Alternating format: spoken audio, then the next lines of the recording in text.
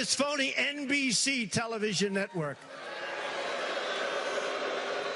But they built these studios. CNN. Whoop. Hey, the camera just went off. I can't imagine. That was President Trump last night in Cedar Rapids, Iowa. It was a long speech, more than an hour. It's a pretty interesting speech, actually. But unless you're watching this channel, you likely didn't see it. Producers over at CNN and MSNBC cut away pretty quickly. CNN covered Trump's speech for a mere 7 minutes, then went on to discuss Jared Kushner's security clearance, bet you didn't know that was breaking news, and Jay Johnson's claim that, you guessed it, Vladimir Putin ordered cyber attacks in this country. MSNBC didn't show the speech at all, and instead dedicated more time to, brace yourselves, the alleged collusion between Trump and Putin. Joe Concha writes about media for The Hill, and he joins us tonight. So, Joe, MSNBC, I get, actually, they know who their audience is. That doesn't bother me. CNN's supposed to be a news channel, and they talk about Trump a lot, and here they have a chance to actually show Trump talking, but they cut away. What is that about? When you say a lot, Tucker, boy, you hit the nail on the head. There was one snapshot back in May. It was a non-breaking news day, kind of like last night.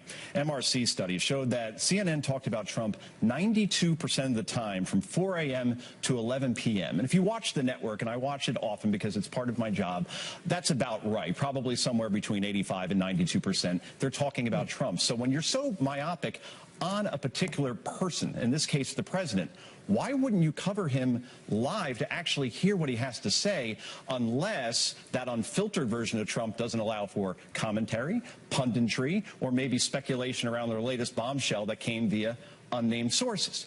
So then we talk about the business end of this, right, of journalism. How did the ratings work out? Was this a good editorial decision by CNN and MSNBC not to cover this rally live as Fox did? I have the numbers in front of me. Fox more than quadrupled CNN's audience during live coverage at 8 p.m. Eastern last night. Total audience, Fox 3.3 million, CNN 821,000.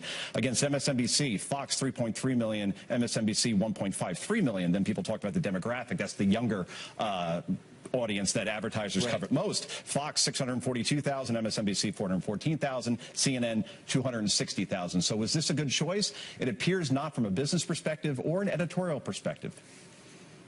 Well, it's not. I wish we could take credit for those numbers. It was Trump talking, not this show.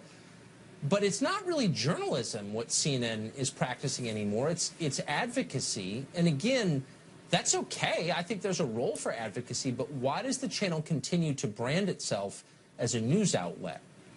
I don't know how you sell that, right? You say suddenly for 37 years, we're in existence since 1980. You used to work for him way back when. You suddenly say, hey, the days of Bernard Shaw and Aaron Brown, those are gone, and we're just going to be now the opposition party instead. I don't know how you necessarily come out and be transparent about that. But you're right, and the numbers support that. The Harvard study, hardly a bastion of right-leaning conservatism, came out a couple weeks ago, showed that CNN, more than any other broadcast outlet, at least on cable, 93% of its stories are negative. That means out of 100 stories, only 7 stories on CNN are positive. And again, last night was newsworthy to cover because Trump had not done an interview on cable since May 13th, hadn't done one on broadcast news since May 11th with Lester Holt. Therefore, an unpredictable president and that sort of audience on a non-breaking news night, I think you got to cover that. Well, you kind of would think that if you're going to call yourself a news network. I guess what bothers me is the dishonesty. And I don't follow a lot of media about media. I know that that's your job. Is CNN still regarded as a news channel by other news outlets? Do they cite CNN as a source for unbiased accounts of what happened in the world? Or is it seen as an advocacy platform? I think there's a circle that goes between CNN, New York Times, and the Washington Post, and they like to quote each other a lot. But I think to objective observers, based on studies I've read as well, they're simply not seen as objective anymore. So, again, not just CNN, by the way, Tucker. We saw just today on MSNBC, you had an analyst on there, Elise Jordan, who used to work for the Bush administration, said that sticking up for Trump is like hugging a suicide bomber. You would think after the Kathy Griffin thing. You'd stop using ISIS analogies in these situations, but it seems like hyperbole is just going on both sides, and negativity has worked to a certain extent, but when the president is speaking, you probably should cover that. If not, you're going to pay for it in the ratings, and we certainly saw that last night.